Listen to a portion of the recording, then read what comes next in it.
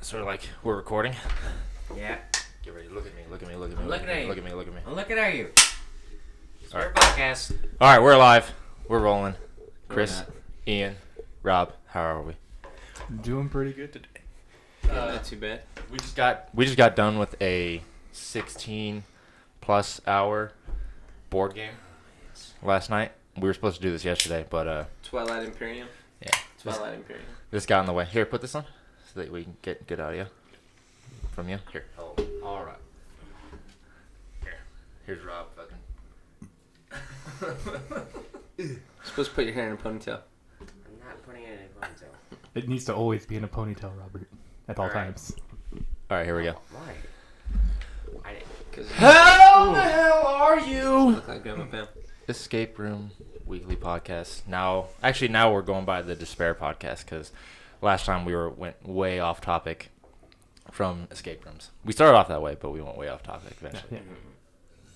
Realistically, it's pretty much just like a despair talks. We just talk about things. Yeah. So we figured out the best way to get best audio: stay about a fist away from the microphone, and make sure you're talking into it like perpendicular to the way it's pointing. So that's how you're gonna get the best. So how were we this week, escape room wise? Escape room wise, this week we had a lot of people come in during the week this week. Like it was a complete reversal of most weeks, where we were a little bit light on the weekend, but during the week we had like a ton of people come in. A lot to of go team through it. building. A lot of people that brought in like huge groups Yeah. for. Like, do we know where they came from? One was military. I think Two two were groups were military. military. Two were Two groups military. from military, and then we've had just a lot of different other groups that were random social media. Probably picking up flyers because there's flyers everywhere too. So Yeah, and then the military got their military discount, which I think the reason why some of them found out about it is because of that military discount. They told somebody else, and then they showed up to our escape room. Yeah. Which is pretty cool. I mean, they even had just a couple of just like normal people that were almost walk-ins that were military. Are looking for their discount and stuff. yeah, because that first group that came last week was military discount. When they called and talked, we told them that we did offer it, and the second group was a branch off from them because they knew that first group. So they talked to them, and then I think they're going to continue to bring groups out. Bless you. Sorry. I'm Try to keep it steady. talking to some of the groups for like the team building stuff.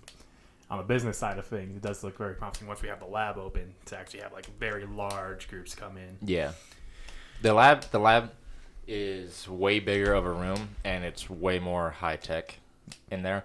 And I want to just stuff that room with as much puzzles as possible. So Missy's room, we have, I would say, average difficulty to easier puzzles throughout the entire thing, but I could definitely tell the easier puzzles are the most fun for people because they knock them out quickly and they feel like they're rocking and rolling the entire time. They get it before the like stress comes in. And then some of those harder puzzles, they'll just get stuck on there and they'll just be frustrated the entire time.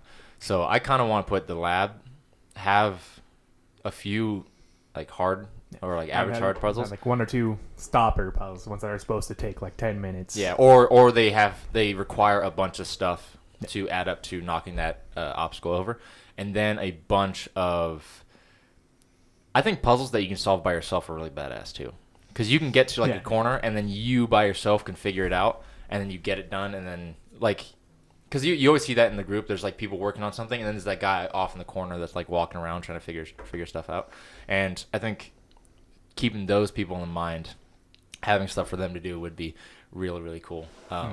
Just a lot of easy puzzles that can just, Yeah. And so you feel like you're doing awesome the entire time because you're actively moving forward. Yeah. Cause like if you think about it, it's gonna be the same difficulty, but the entire time you're doing something. Whereas when it's a super hard puzzle, you're just sitting there like, I don't know what I'm supposed to be doing. I don't know. I don't get it. I think a good analogy would be like walking uphill versus walking downhill. Yeah. It could be like the same distance, same difficulty for the most part, but you're gonna feel way better going downhill than going uphill because your progress is gonna be quicker. Yeah, that's a good analogy. I just think that you could have the same level of challenge, like only 15% escape, just by having a bunch of puzzles, and just like how quickly do you get through all of those puzzles, as opposed to like, yeah, we have 5 really hard puzzles, so most of the time you're sitting there like, I don't get it, I don't understand what I'm supposed to be doing. So yeah, on the lab, want to have a lot of puzzles in there, but they're easier to do it by themselves, but also I kind of want to do more hands-on like challenges instead of like brain power stuff. Maybe stuff like like fair games where you have to do like the dexterity, like moving the thing without touching the sides. Maybe we can do something like that too. And also see in there we have like a scale. It's like once you get something weighed properly, something else opens up. Yeah, like a bunch of minutes, like Or it gives like a combination to whatever you need. I think cool stuff like that. Like you were talking about Like a little RC car or something. That if it's like two different rooms, one group has a controller for the RC car and the other group can see it. Mm-hmm. So the controller group, they can talk to each other, but the ones that can see it have to tell the controller group how to move it so that it actually goes to where it needs to go. Yeah, that'd be really, really cool because you have to like communicate. The person controlling it has no idea what's happening or the reason why he's doing it, but there's like a key attached to it or something, so you have to drive it in the right way. It's a really brilliant like puzzle idea because it's not like brain power solving it. It's kind of easy to understand what you're supposed to do, but it's like really fun in concept. There's one that we wanted to do. I won't really reveal it right now because we're going to build the room, but with the gloves and you having to do some stuff inside of a box you can't see, but somebody else can see what you're touching. I was thinking about doing that puzzle inside the lab too. Instead of buying the thing that we're talking about, I'm thinking about just building it out of like plywood or something. That might lower the cost of it. Yeah, because I think keeping like a huge part of it being communication wise, of having the two different groups having to communicate or the whole group having to communicate is gonna be huge. Especially anything with any kind of like project or team building and stuff like that, and the communication to build anyone up, even if it's friends or anyone else. Because having the communication, especially with not really no spoiler, but with their other room, trying to be able to deal with two rooms, and have two different groups in there. Because doing Quest Tavern a month ago, they had that, and that was really cool because you had to communicate. And I think there's certain things that they did there, aspect wise, was to find out who the hunter and gatherers are. You ask, and everyone's like, "Oh, I'm a hunter," and then, all right, cool, now you're a gatherer. Like you're stuck. Now you're chained because you said you're a hunter, so you're gonna be fucked. Yeah, sorry about cussing, but dude. Last podcast we were talking about porn escape rooms and shit like that. So this one's gonna be kind of more like loose. Oh, let me catch you up. Okay, so when we were in Vegas, we found I was in a sex shop. There I was. I wasn't in there for any particular reason. Okay, Right. I was trying to find my car. It was I don't know. So I ended up in there, and then like amongst everything, I looked up, and then there was a sign. It was like XXX Escape Room. And I was like, what the what? And then I asked about it. I was like, oh, yeah, we run that at like 6 p.m. or whatever, and we didn't want to stay that long. But, like, I'm going to go back there and find out what that is. It's going to be an extremely serious so that escape means room. You're probably never coming out. You're going to be stuck in there forever. Yeah. Whether you got out or you didn't. We talked about this last week, but I was super curious, like, is that like a legit escape room, or is it just like super porny and like dumb puzzles in there that you just solve? I think they build it on the keyhole. Yeah, I don't know, that man. particular mindset, I think, is actually what they use to draw people. Exactly, in. like, because people have to know. Because I don't think hardcore escape room fans are the ones that they have. I think it's like drunk people, like, oh fuck, there's porn escape rooms, get in there, and then they go in there. That's why it was open only at night. Yeah. Or just like, a lot of people like porn and then go in there. What the fuck's an escape room? We should do a Vegas trip, but just do like a escape room quest, like that Golden Mile, just like hit all of the escape rooms.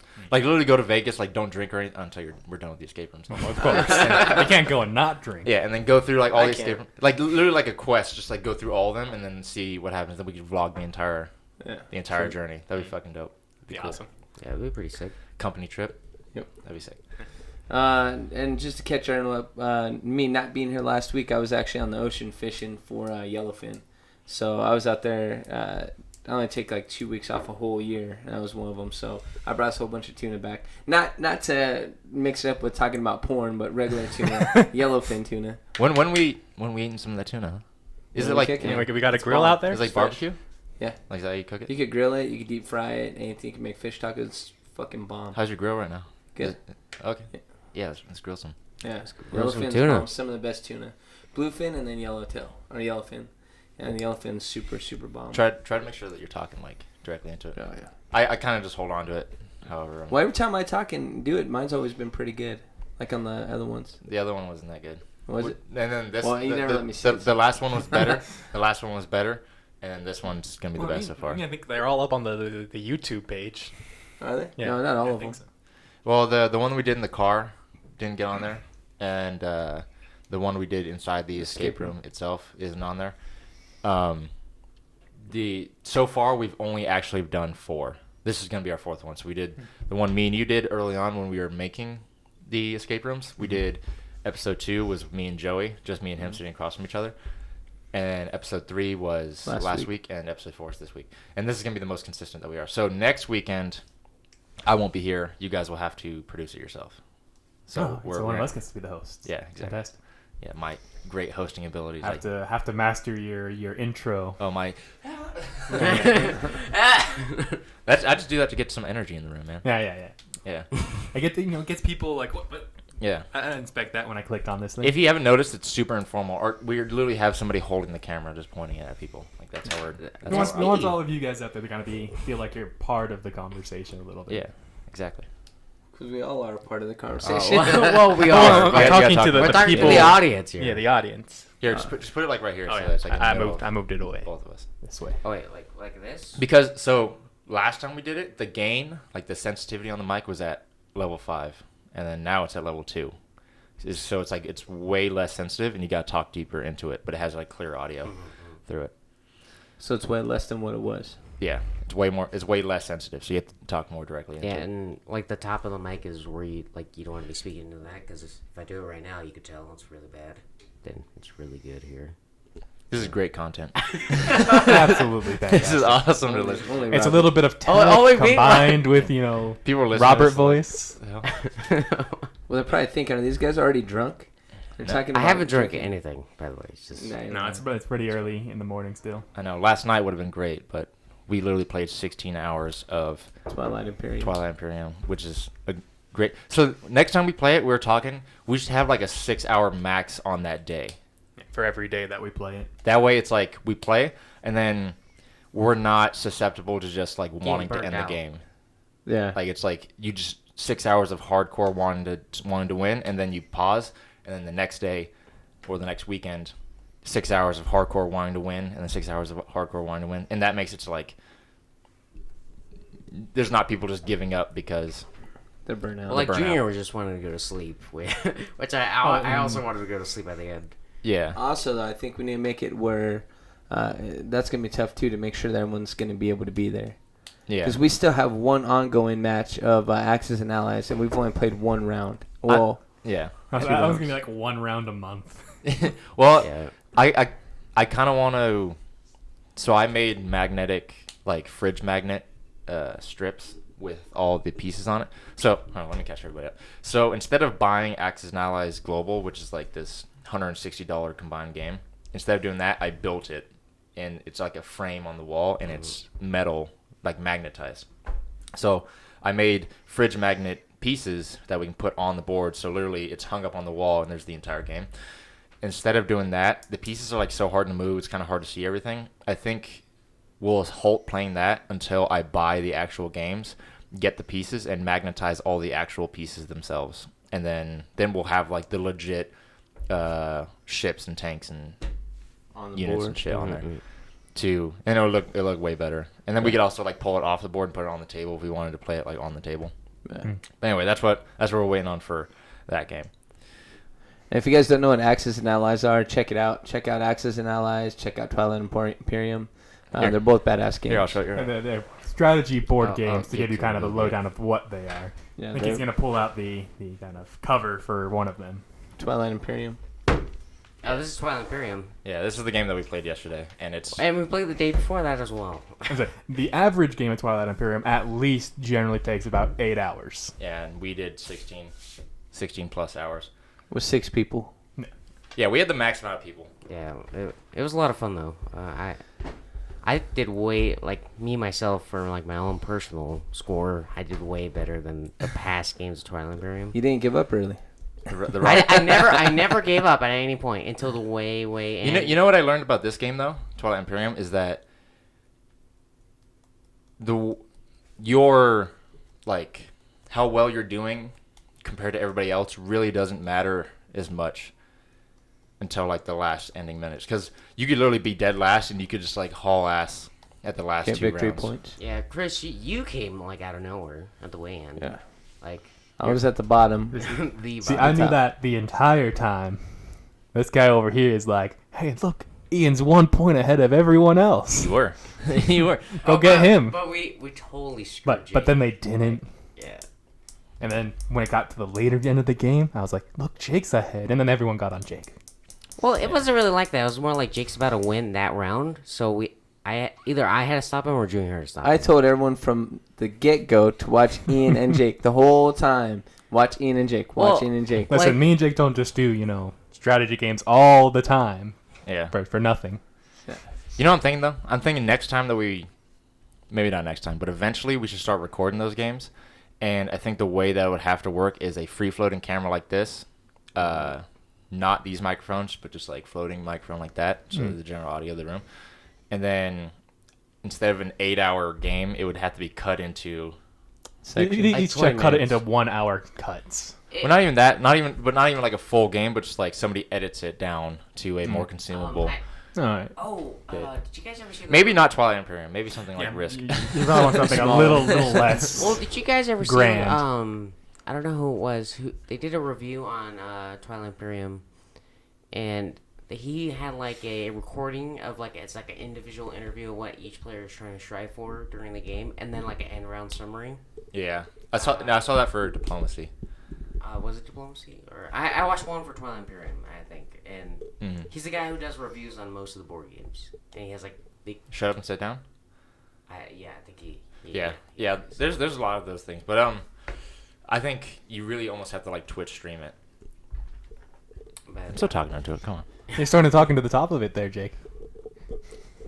All right. Yeah. And I think so. Not to get too crazy push aside from the escape room, is we do have some really cool stuff coming out pretty soon. Halloween's coming up. We are going to be doing some stuff for Halloween. The lab should be done within hopefully a month. Don't quote me on that, but hopefully within a month. We've been working hard on that. If anyone knows about escape rooms, they're not easy, especially when you do all the work yourselves. A lot of other people, they hire a lot of people to build their escape rooms, or they buy the escape rooms from companies. Despair Escape Room's unique. It's totally different from other escape rooms. Everything comes from Jake's mind, Ian's mind, my mind, my brother Jeremy's mind, all of our minds and thought process, and it all comes from our thoughts, and then we put it down on paper and then make it a room. When we built Missy's room, it was nothing. It was one big lobby and steel frame, drywall, texture, mud. Yeah, we literally built the dividing walls and to the A-frame.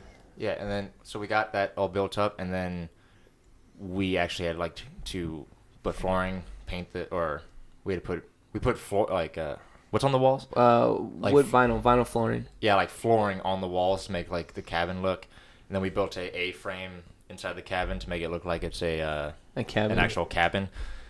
And then we had to put the furniture in there. Then we had to build the props, and then we had to put those in there. Electronics. Oh yeah, there's electronics inside the room.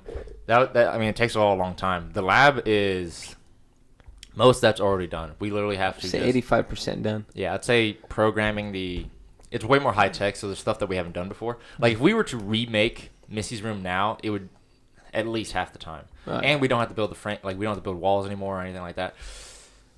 What do you guys think about doing a remake of Missy's room for like a nightmare mode for Halloween? So it's September right now. For the next month, so mid-October, start a nightmare hardcore version of Missy's room. We just strip all the puzzles that are in there and make new ones. Keep all the furniture, keep all the like electronics, everything like that. Keep that all the same, but make a harder version of the room, and that would be the nightmare mode for Missy's room. And then we could invite everybody that's played it before back to come do it again. And a little bit more gory. Yeah, a little bit more gory, more difficult, more scary. It's nightmare mode. Yeah, like you're actually feeling like you might lose at Yeah. all times. Yeah, and I'm trying to think right now. What would be the logistics of that? Without spoiling anything. So we have to strip all the puzzles. Strip all the puzzles. It's coming up with the new puzzles. Mm. Getting what we need for new puzzles. It really... Well, it shouldn't take too much, but that's part of the logistics for it. I think for that, what we need to do is a round table, sit down, and just redo all the puzzles, which really, if we had the discipline to just sit down and write all the puzzles and get them all figured out, we can knock that out in a few hours. Yeah. Well, and once we have all the writing and everything that we need down, it's just putting a day aside just to pull everything out, putting the new things in. Yeah. Since it's all going to be the same furniture and stuff. Yeah. That's all just going to be moving stuff. It's just making the puzzles, make sure they all link together and work out, and then just make sure it's a better, more of a nightmare experience compared to what's in there now, you know? Yeah. So I harder, think that might crazier, scary. We're not guaranteeing that this will happen. Yeah. This is just stuff we just are talking about right now. We're playing around with the brainstorming idea. an idea. I kind of like that idea. I mean, this is all assuming that we have extra time from making the lab work. Yeah. This is all assuming that. But I think that'd be a cool way to having a Halloween theme thing. Because if somebody's already a fan of our escape rooms, they want to come see what we're doing for Halloween. And if we have something to offer somebody that's never been there before, then they're going to be like, oh, shit, let's go back. But if it's a brand new customer that comes in during Halloween, they don't know if that's something new or if that's something that we've always done. Yeah. The Halloween version. Well, like on the business side, Chris, like, are we going to any Despair itself going to any events happening on Halloween, around the high desert or anything? We have we do have Jason Ebert. Shout out to you. He owns High Desert Haunted House, and he actually wants us to be able to go there and promote there at his haunted house. I would like us to check out his haunted house too, because that's super super cool. Yeah. I mean, Just push it in if front we're of- gonna yeah, go right. with the kind of despair thing, the nightmare mode thing, that's a good place to be like, hey, we're having the new rebrand of the room for this season. Yeah. You know, I was also thinking, too, it'd be kind of hard, but eventually we could just have multiple versions of the room, of each room. So if you did, not just for Halloween, but in the in the future, if somebody was like, hey, we've done Missy's room before, can we do it again? You'd be like, sure. The puzzles will all be different this time that you go in there. So the story would be the same. Yeah. Everything would be the same, but the puzzles are all going to be different. And then you could have just a discount version of the room. Yeah, so just have 3 or 4 versions. Yeah. Just this box here is version 1, this box is version 2. Set the room up according to. As long as we don't get it too complex though, too, because the game master's got to be able to not mix those puzzles. Yeah. Together. I was saying you get kind of a dedicated box for it. Yeah. Yeah. So the way you would have to do it is you'd have to tear down everything that's in that room. And have it so you have the dedicated box, you open it up, and then it has a list of everything. And as long as everything that's on that list is inside that box, boom, lock that up, pull out the new box, open it up, and then it has the list of shit that's in that version of the room. You put that everywhere. That will have to be That'd be more you something doing it you understand Macy's room the back of your hand, and then you do the version 2 of it, then you relearn version 2. Yeah. That's too far in the future. I think Nightmare Mode for Halloween is... Speaking of nightmare mode, you guys just suggestion from me thinking From Batman. it's gonna be no, if you had different puzzles but maybe not as many, and have it where you have a 30-minute countdown. Oh yeah, just a mini version of it. Yeah, and it's just for Halloween. That could be to be really scary. That could be something that we could at least do. Yeah, at least do. But for Halloween, hey, come back if you've done Missy's Room before. There's a 30-minute version. It's significantly more difficult. Is more difficult, and the time crunch is more difficult, and you have to get in there and you have to redo the room and everything. That could be something that we could do. Aside from that, something I want to do I'm thinking 3rd or 4th room that we do. Not the lab, not maybe the next one after that, but probably the one after that too. If we did a room that was designed to be 100% replayable over and over again, what I'm thinking is there's games where decision is the thing that decides everything. Instead of puzzle solving and you do step 1, step 2, step 3, step 4, all the way to 10, and then you escape the room, instead of that, it's option A, option B, option C. You choose option A. All right. Then there's option D, E, F. All right. You choose F. And there's option whatever. And it's the way you play the room puts you at the end of this version of the game. And then if you replayed it, instead of doing that initial option, you could do a different choice. And that would lead you somewhere else, or lead you somewhere else. And basically, it's more of like the thing I'm kind of thinking of right now. Let's say there's a room where you guys are a bunch of survivors inside of a abandoned warehouse or something. And then you're inside that warehouse, and then a scenario gets brought to you like, hey, there's other survivors outside the warehouse. Can we join you? And then you say no, or you say yes. And then you do that, and then it gives you another, something happens like, all right, because you said no to these survivors, you get these supply, or you're safe. But if you said yes to these survivors, oh no, you have to fight them, and now you have to somehow fight these threats or whatever. And like, it's a journey more than it is like a puzzle solving escape room. So it's almost like a video game, like a choose your own adventure video game, but there's actual physical props in front of you that you can do stuff. I think it would have to be either very heavy on the game master host to respond accordingly, or it would have to be built within the room to, like, if you do option A, open box A, and then you open that box and it gives you the tools or whatever. I mean, it's kind of similar to like how if I am running like a tabletop game or something like that, how I do on occasion for certain NPCs or something, I'll do a dialogue chart. So it's like if you react in X way, you'll go through this dialogue chart. So it wouldn't be actually too difficult. It would actually probably to get something that's a nice, really high quality. It would probably take a month or two of writing alone. Yeah. But once the writing's done, that's probably would be like the lengthiest thing. And that way, you could play the game, and then you could be like, "Damn, we didn't escape, or we did escape, but we didn't get the best version." You escaped, but you got the bad big ending. mystery was unsolved, or the the warehouse that you were trying to protect burned down. Yeah, and then then you can go back and play again and do like a better version of it. Yeah, it's the action and consequence. Yeah. That's like a halfway point to like the long term version of the game I want to make, which is like the spaceship one, which is like you're in like a Millennium Falcon, or you imagine like a sci-fi spaceship, and everybody in it is like a crew of that ship, and it's literally like there's screens everywhere to simulate you're in space, and you're like flying around in space inside the room that's designed like a spaceship. So you're just like doing everything. There's no puzzles or anything. You're just having to respond, push buttons, affect controls, and like we just make a UI, a video game, inside of, like a game, like a game engine. We just make a video game, but it's displayed on screens, and we have controllers that affect the game itself. It's like all your actual physical skill ability. So like we build a room that's literally a controller for a video game. So, yeah. Yeah, like that particular statement was just hilarious for the imagery I got right there.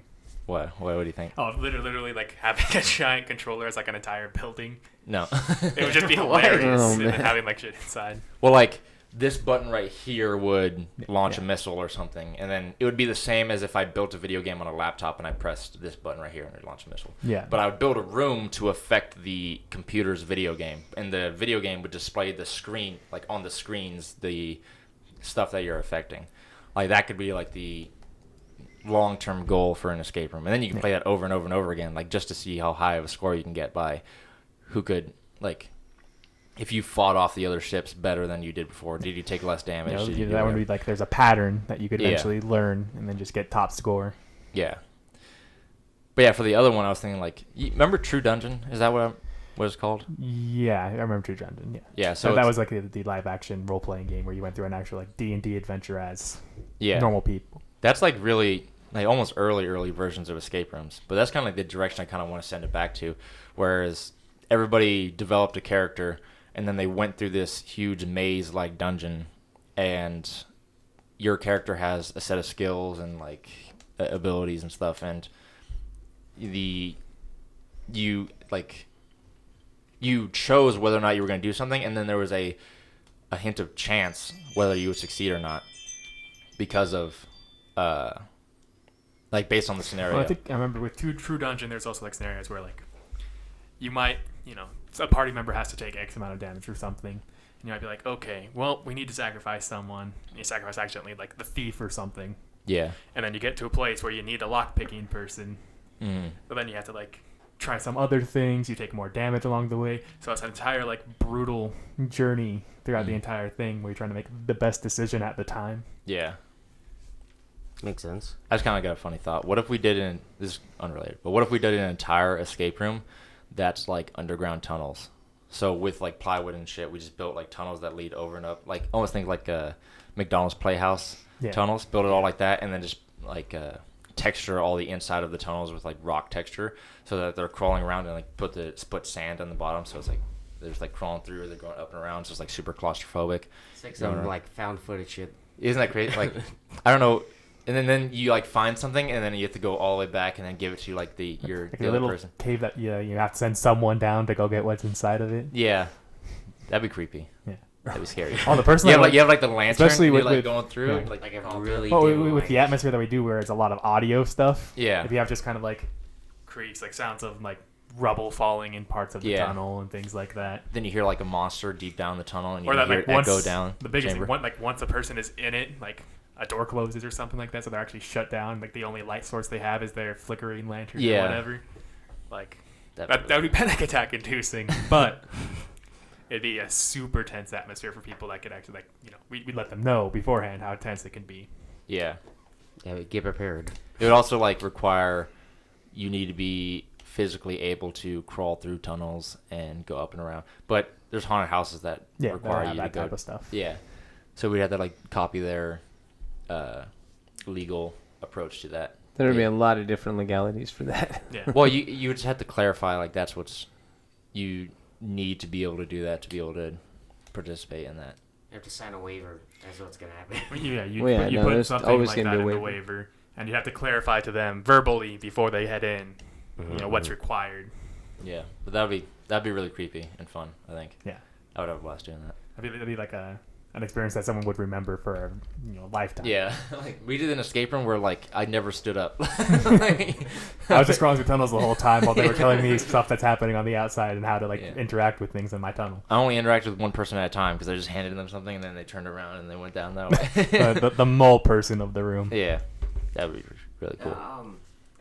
So Jake, you've played an escape room with a live actor before, though, right? Have I? Have we done an escape room with a live actor in it? Quest Tavern was. Oh, yeah, he is. I've never seen like a live actor in an escape room. We did one there where there was supposed to be. We were told there was going to be one. And we waited, and it wasn't there. We walked in there, and there was nobody there, and we were supposed to chloroform him. Yeah, we were told we had to walk up behind him with a napkin and like chloroform him, and just like knock out. We walked in there was nobody in there, and we were like ready to fucking. That's one thing. We're like waiting, like, all right, who's gonna do it? We had the napkin that was supposed to be chloroform. Who's gonna? I think it was Lauren or someone. Or Jay or someone was like, who wants to do it? Yeah. I think it was Lauren, dude. She really wanted to do it. And Lauren wasn't with us. I think it was Jazz. No, was Jazz. It Jazz?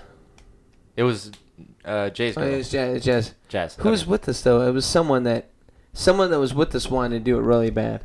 And then so we're like, all right, go ahead. And then as soon as the door opens, like we're waiting for the security guard that's supposed to be in the hallway, and there was no security guard. and then they announced over the mic, oh, he's not in there. Yeah. He's already knocked out, guys. Go ahead. We're like ready to fight. The immersion. That was actually Sector 19 in Redlands. That one was really cool because you first enter it and you're in an elevator and you have to repair the elevator to begin the room, and it actually moved like an elevator. Yeah, and it must have been on like a forklift or something, but it like picked up and it like rotated and then it like sat down. So we felt like we're like, oh fuck, we're like moving, and then it sat down. So I don't know how they did that, but the simulation on the immersiveness was really badass. That's pretty cool. Yeah, and then that was a really good room. Isn't that when me and you held hands? No, not that one. That was I don't hold hands all not the that time. escape room. Not that one. Oh no, that was Casino Royale. Yeah. That was Casino I don't know Royale. if it's called Casino Royale, but yeah, it was the casino one. Casino Royale and Escape This. And me and Jake held hands. Yeah. Sorry, guys. By accident. I know you guys lie. You hold hands all the time. By accident this time. It's the first time it was by accident. Yeah. Yeah, there was 2 holes, and you had to be able to get something out of it or push something. No. We had to touch. You had to reach your hand in, and somebody on the other side could tell you what you're reaching for. Yeah. So I reached my hand in my hole, and Chris reached his hand in his hole, and then we there's locked hands. That's what we were reaching for. We look at each other. And then everyone else in the other was like, "What the hell?" Like, Yeah. looking at us. But yeah, with what you're asking, not to get too far away from that, Quest Tavern, they have actors that are involved, that are actually in there. Which a lot of people, everyone that asks about our escape room, I definitely get that a lot. Is like, do you guys have live actors in there? Do you have someone that's gonna touch me? Do you have someone that's gonna do anything? Obviously, we don't. Maybe we'll do something like that in the future, but obviously they're not gonna be putting your hands on you or touching you, because that's something you get in a lot of trouble with. But and just like logistically, it's kind of hard to have an employee that's going to be acting every single room that you do. I think the Vegas ones have a lot of actors in them. The Basement LA, I know for a fact, has an actor in it. At least videos I've seen, there was an actor in it. Like there was a person that was like a victim of the serial killer, so he's like freaking out and he's like super shell shocked. That was pretty cool. But yeah. It's kind of hard. The Crossroads, they have a lot of actors in that too. On the Crossroads one, have you seen the video yet, or some of the stuff? I've seen a lot of their videos, but I know that they have actors for the video stuff that they make. I don't know if there's. I think they do inside the game too. We have to do. We definitely have to do those ones. Yeah. And the Basement LA. Yeah. We really do that one too. We got an LA trip planned and a Vegas trip planned now.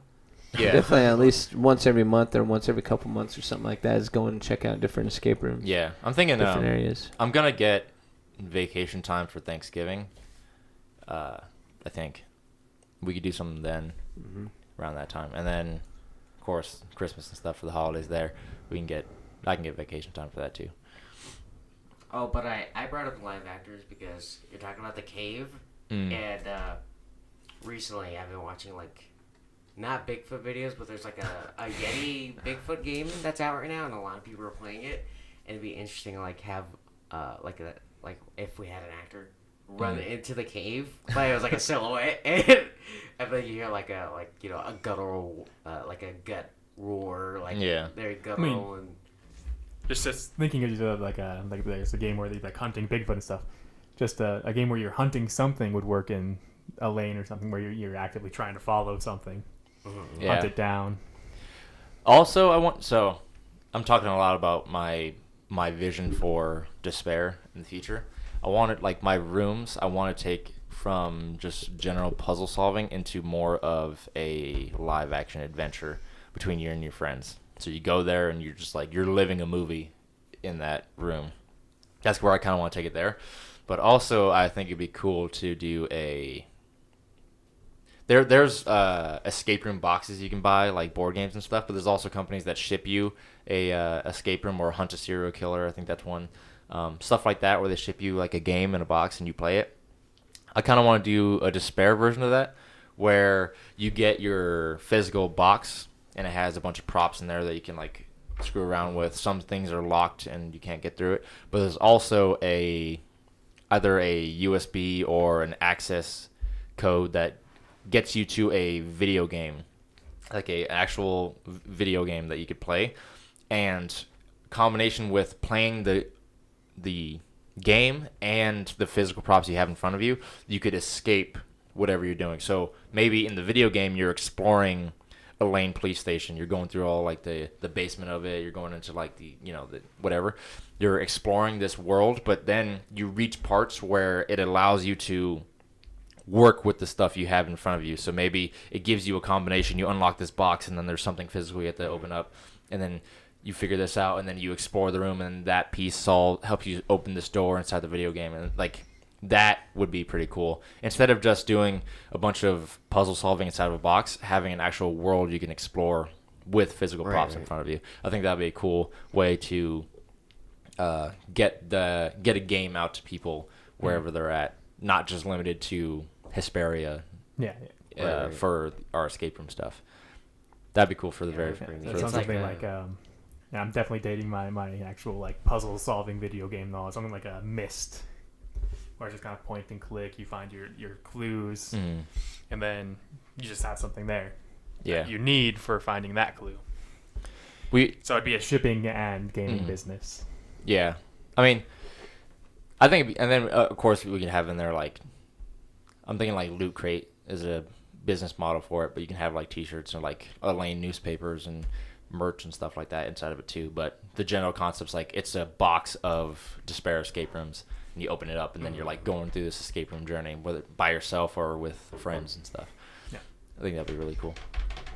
Yeah, I think some of the stuff too short term is kind of like what you guys were talking about, choose your own adventure style. We've talked about that with our room, and I think that's something we definitely need to jump on too. Is doing the envelopes before people go in the room, having them in their characters in the briefing room and stuff like that. I think that's something when we're getting the lab done, we definitely need to take advantage of that as well. And then just make that more of a, make that definitely in the cut for Missy's in the lab and get that going. Maybe do it for every single room so that people get connected to, the character or, themselves making decisions. Yeah. They get connected to the world as well as just the room itself. But yeah, and definitely though, we already have Missy's room has been open for a little over a month now. Is definitely jumping on the ball on that. So that's in that briefing room and we have that going that way. Yeah, and we're definitely on our feet now. Like the first month of it, we're like trying to figure things out, like day-to-day business-wise, day-to-day operations. We were kind of stumbling around to try to figure out how everything should work. But now that we're on our feet, we could focus on stuff like that. Yeah, so the way that we want Missy's room as it is right now, we want to have it to where you walk in, you get given, you get the option, like, who wants to be the leader of the group? And, they choose somebody, and then they get handed a certain envelope.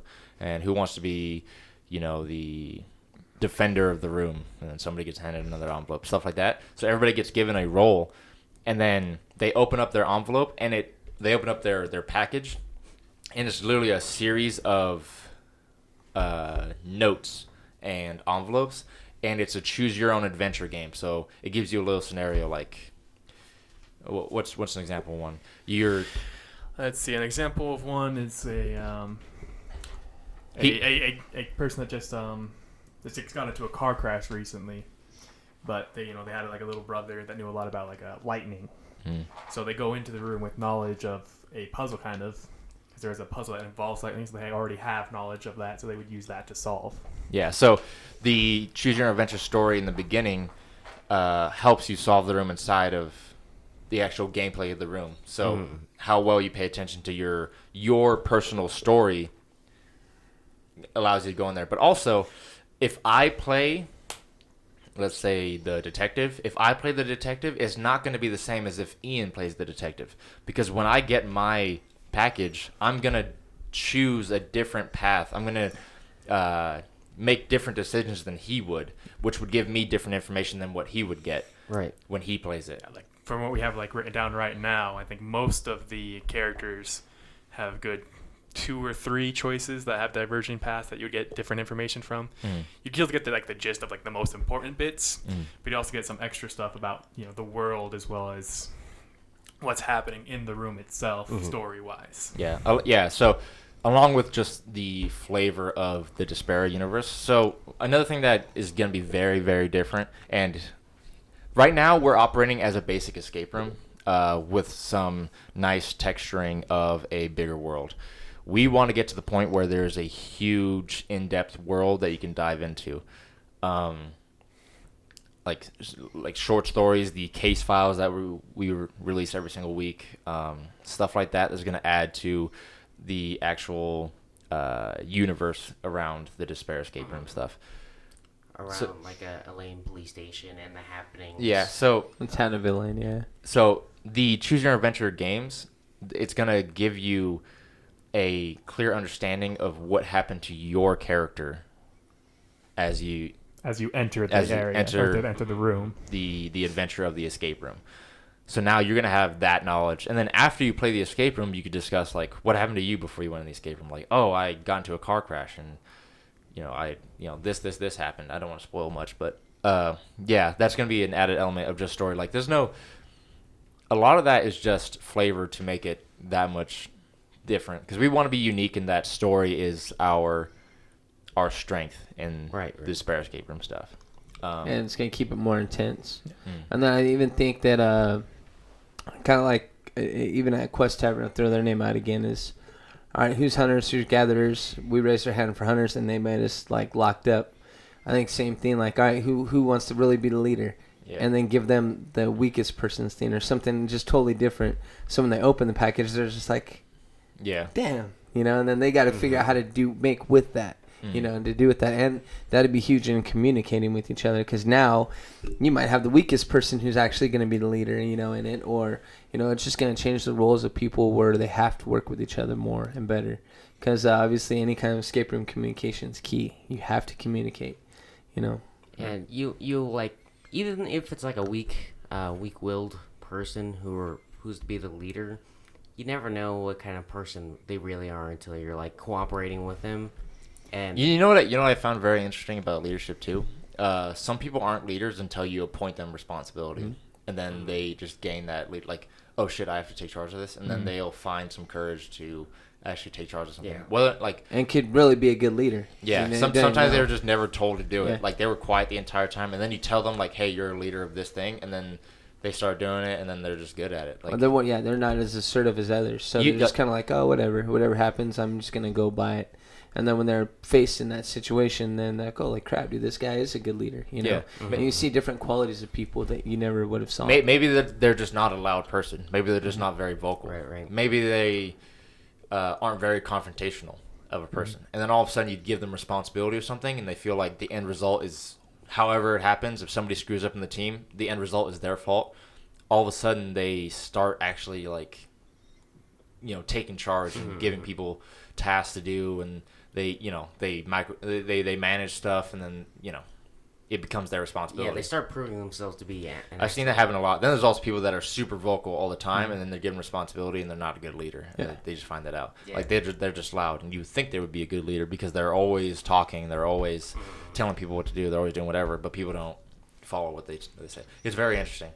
But you could really test out leadership qualities, communication skills, puzzle solving, skills. You can figure that all out with escape rooms. Like, you can almost do like a mini test. Like if you're a business and you want to find out if somebody has the ability to take charge of something, appoint them as leader inside this escape room.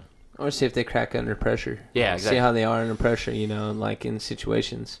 You can see who actually jumps up to the situation and who stands back.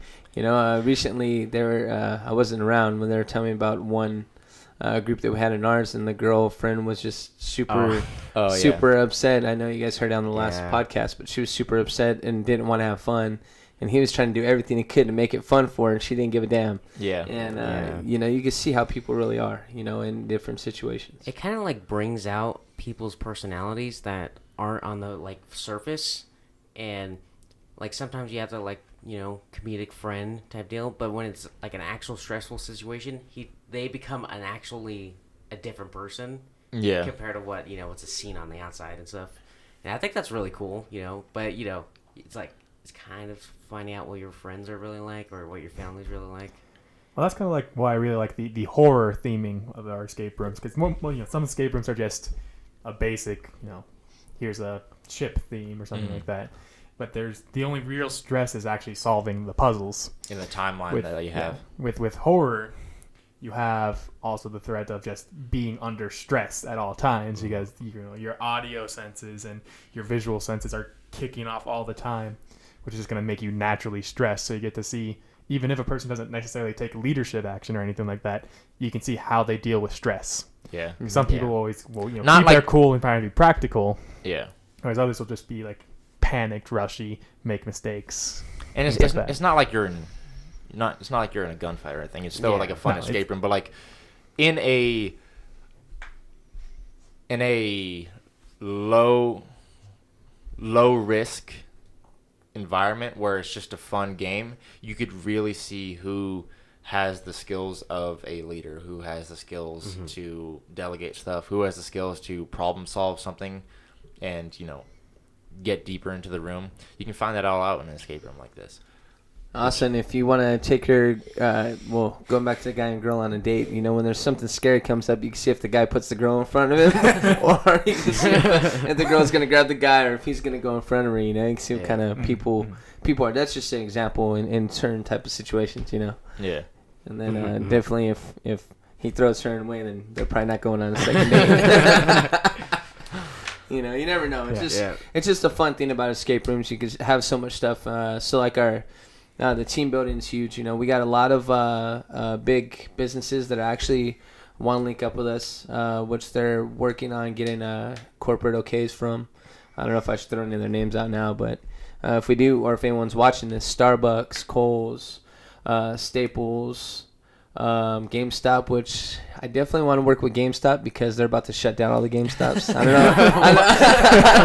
I don't know if anyone's seen that or not, but supposedly they're going to be shutting down 180 GameStops out of 200 stores. Damn. That was just on the news the other day. In California, or I think everywhere. It's kind of a there's only 200 stores everywhere. 200.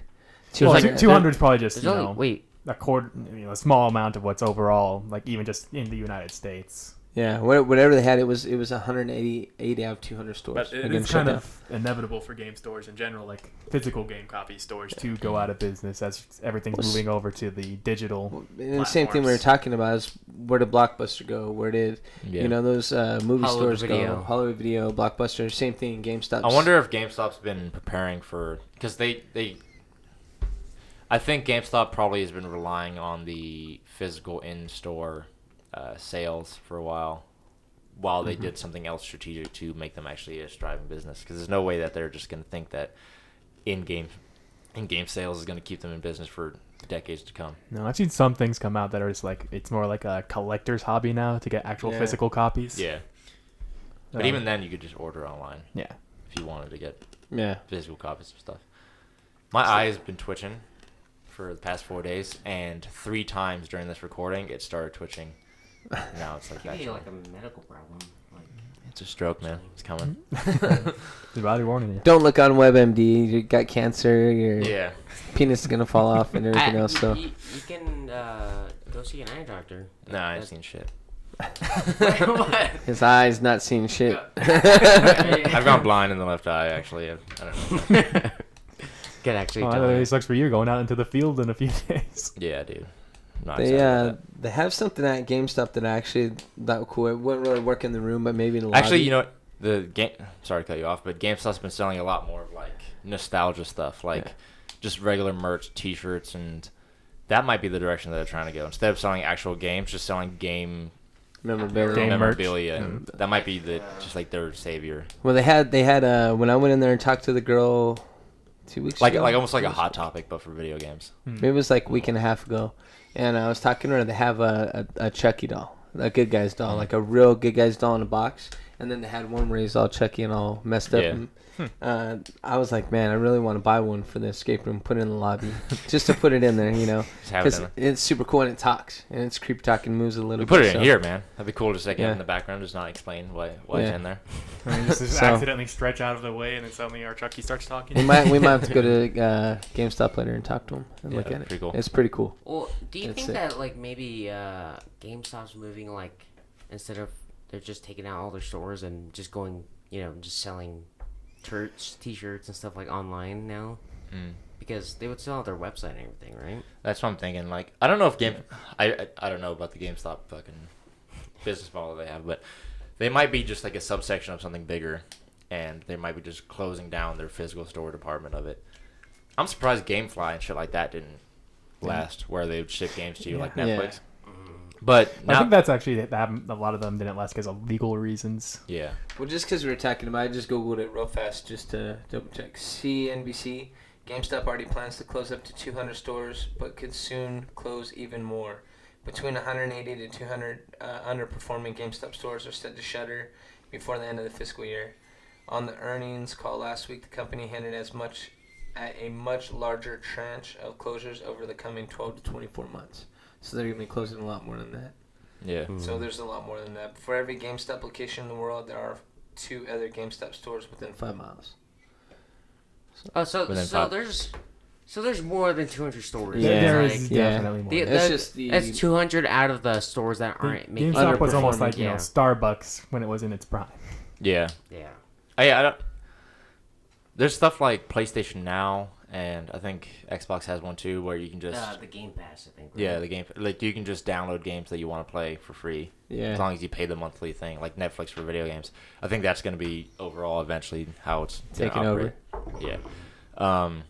But GameStop has to have seen that coming for a long time now. Yeah. There's no way that it's a surprise to them that this is happening. Yeah. Yeah. I All was right. thinking about. I really wish they made like some of like the older games for Xbox One or PS4 or just any of the older console games. Stubbs the Zombie. Stubbs Zombie was really good. I don't know why. think it was, you mean like the backwards compatibility stuff that they have? Oh, Lord of the Rings Battle for Middle-earth 2. Yeah. That Oh. actually got closed down because of legal reasons as well. Yeah, wait, you really? can't even get it on PC anymore. You can't get Yeah. it anywhere. You literally have to find a Xbox 360 disc somewhere and then put it into your Xbox, and you can't play online. I find out Yeah. That's probably gonna be worth money then. you can't play it online, so you can only play like the campaign Yeah. and the AI skirmishes and stuff like that. That'd probably be worth money though. The reason why we're Especially interested into it is because rare. we've been playing It's Halo rare. Wars 2 like a fucking motherfucker lately. Yeah. Well, we played a lot, and it's pretty fun actually. I played 3 games so far. Oh no, Oh, last night. Last night we just my No. controller got disconnected about yeah, like sure. a minute the into the controller's game, fault. Oh yeah. and then I was gone for like a minute and a half. Then it was just over. He was demolished, and it was just me versus like 2 or 3 AIs. But I lasted like What was it, heroic or? normal and heroic, Oh, okay. and I lasted quite a bit. I lasted like an hour. like almost an hour on there by myself, dude, running around. I had 1 base, 2 base, and then one got demolished. I make another one. Then I ended up going all the way up to the top of his bases and starting to destroy up there. The only I way- lasted a while, dude. The Oh, only you thing that I lost? think that I did I was finally lost, yeah, yeah. yeah. But Only- they. Oh, That- there you go. When they like at the end when it shows your statistics, you know, normally when it says how much they made, Yeah. they made like 197,000 supplies and 170,000 generator power, like Chris just was like crazy. at 47,000. Yeah, I saw a video of somebody who did him by himself versus 3 legendary, and like from the get go, he built a bunch of infantry and they just sent him out to go collect supplies from everywhere, pick them up. Like he was like everything was going at all times. Like he was always doing something. His He's like always running. did he win? Yeah, he won. That's bad. Yeah, Like- crushed him. Yeah. like actions per minute type stuff. I think the only good thing that came from me is that when I did get the controller back on, I had just enough time to send Chris every single bit of supplies that I had. He's like, "Do you have supplies?" I'm like, "I got a little bit." I thought he was gonna ask for some. I'm like, "I really don't have none." He's like, Well, I was shipping asking it for over. some because I might have been able to live if I had just enough supplies to bring out my war chief, "Yeah." or my And it's hero like, superhero unit. But it was just Allies, like send Chris supplies. said no, and I was Allies, like, okay, send supplies. send. And he just sent me everything he had. I was like, "Oh shit!" The And then he's last-ditch like, effort. "All right, man, I'm out. I'm gone." And I'm like, "Son of a bitch, damn it!" All right. We're gonna have to cut it here because we got to start working on the lab for you guys. So you can come play Yep. that. So this is it for episode 4. I'm thinking. Woo! Don't do that directly in the microphone.